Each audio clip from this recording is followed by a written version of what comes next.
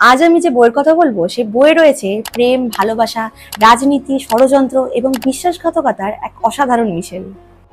নমস্কার, আমি কস্তুরী and welcome to কস্তুরীর গল্পঘর।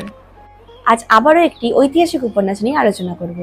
আপনারা যারা আমার ভিডিও এতদিন ধরে দেখছেন তারা নিশ্চয়ই এতদিনে বুঝে গেছেন যে আমার ঐতিহাসিক উপন্যাস পড়তে কতটা ভালো লাগে। তাই আজ আবারও একটি ঐতিহাসিক উপন্যাস নিয়ে কথা বলবো। বইটি হলো অভীক সরকারের মহাদেবী। এটি পত্রভারতী থেকে প্রকাশিত এবং এর মুদ্রিত মূল্য হচ্ছে 175 টাকা। বেশি বড় না, মাত্র 160 পাতার বই এবং বইটার মধ্যে বেশ একটা টান টান উত্তেজনা আছে, তাই কখনো পড়তে গিয়ে কিন্তু বোর ফিল হয়নি। খুব সহজেই বইটা শেষ করে দেওয়া যায় 1-2 দিনের মধ্যে।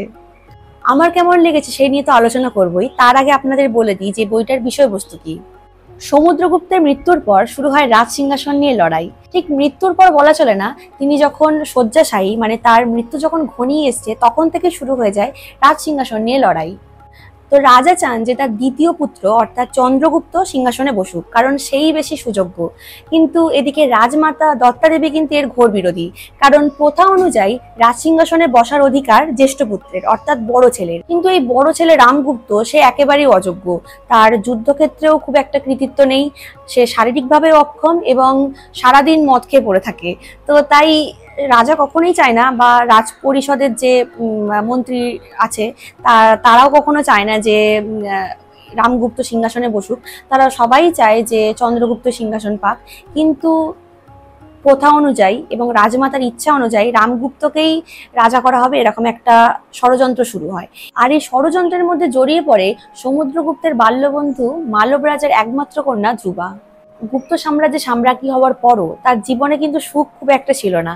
একদিকে ছিল পারিবারিক লাঞ্ছনা, অন্যদিকে আবার শক রাজা রুদ্র সিংহের তার উপর একটা লোলুপ দৃষ্টি। তো সেই নিয়ে তার খুব যে একটা মর্যাদাপূর্ণ জীবনযাপন সে করছিল তা বলা চলে না। এবারে ধ্রুবার কপালে কি লেখা আছে, সে কি তার ভালোবাসা পাবে, সে কি একটা মর্যাদাপূর্ণ জীবনযাপন করতে পারবে, তা জানতে গেলে অবশ্যই এই বইটি পড়ে দেখতে হবে। এবার বলি আমার কেমন লেগেছে। অভীক সরকারের লেখা বই আমি কখনো আগে পড়িনি। আমি শুনেছি ওনার পটমঞ্জরি, খোঁড়া ভৈরবীর মাঠ এই বইগুলো খুব পপুলার এবং অনেক ভালো ভালো রিভিউ আমি শুনেছিলাম। তাই এই বইটার উপর আমার খুব এক্সপেকটেশন ছিল, কিন্তু আমি ডিসঅ্যাপয়েন্টেড হয়েছি। তার কারণ আমি যতটা এক্সপেক্ট করেছিলাম এই বইটা কিন্তু ততটা আমাকে খুশি করতে পারেনি। আমি একটু আশাহত হয়েছি এবং তার কারণগুলো আমি এবার বলবো আপনাদের। আপনারা আশা করি ভিডিওটি শেষ অবধি দেখবেন। প্রথম কারণ হলো এই গল্পে অনেক সংস্কৃত শব্দ ব্যবহার করা হয়েছে, যেগুলো আমার পক্ষে একটু কঠিন লাগছিল, মানে আমার পড়তে একটু কঠিন লাগছিল। বারবার করে আমাকে গুগল থেকে দেখে নিতে হচ্ছিল যে এর মানেটা কি। যেটা এমনি ঐতিহাসিক গল্পে একটু সংস্কৃত শব্দ ভালো লাগে, কিন্তু এই গল্পে একটু বেশি শক্ত শক্ত ছিল বলে আমার মনে হয়েছে, আমার একটু অসুবিধা হয়েছে। এবার আপনারা যদি সংস্কৃতে খুব ভালো হন তাহলে হয়তো আপনাদের প্রবলেম হবে না। দ্বিতীয় কারণ হলো এই গল্পটা পড়তে পড়তে আমার বারবার বাহুবলী এবং পদ্মাবত সিনেমাটার কথা মনে পড়ছিল। কিছু কিছু জিনিস আমি মানে সিমিলারিটি পাচ্ছিলাম এবং কি হতে চলেছে সেটাও আমি বুঝতে পারছিলাম। তাই এই ব্যাপারটা আমার খুব একটা ভালো লাগেনি। আপনারা যদি বাহুবলী বা পদ্মাবত সিনেমাটি ভালোবেসে থাকেন তাহলে এই জিনিসগুলো আপনাদের হয়তো ভালো লাগতে পারে, কিন্তু আমার খুব একটা ভালো লাগেনি। 3 নম্বর কারণ হলো যে এই গল্পে অনেকগুলি সিনেমাটিক এলিমেন্ট ব্যবহার করা হয়েছে। যেমন ধরুন, হিরোইন নাচতে গিয়ে পড়ে যাচ্ছে, হিরো তার কোমর ধরে তাকে বাঁচাচ্ছে। তো এই ধরনের জিনিসগুলো সিনেমাতে ভালো লাগে, বইয়ে আমি পার্সোনালি খুব একটা পছন্দ করি না। এই সেম জিনিস, এই ভালোবাসাটা যদি অন্যভাবে একটু পোট্রে করা যেত তাহলে হয়তো আমার বেশি ভালো লাগতো।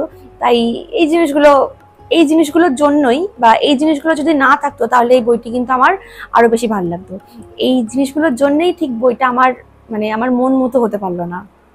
এই কয়েকটা জিনিসের জন্য কিন্তু বইটা আমার উপর ঠিক ইম্প্যাক্ট ফেলতে পারলো না। এইগুলো যদি না থাকতো তাহলে বইটা আমি আরো বেশি উপভোগ করতে পারতাম। এবার আপনারা তবে অবশ্যই বইটা পড়ে দেখতে পারেন, কারণ বেশ ভালো বই, খারাপ লাগবে না। এটা সম্পূর্ণ আমার মতামত, এই জিনিসগুলো আমার পছন্দ নয় বলে আমি আপনাদের বললাম। এবার আপনাদের ভালো লাগতেও পারে, আপনারা নিজেরা পড়ুন, নিজেরা বিচার করুন। কারণ একেবারেই ফেলে দেওয়ার মতো বই না, আবার একেবারেই যে আমার খুব ভালো লেগেছে তাও বলবো না, মোটামুটি লেগেছে। এখানে যে ধ্রুবার চরিত্রটি আছে সেই চরিত্রটি আমার খুব ভালো লেগেছে।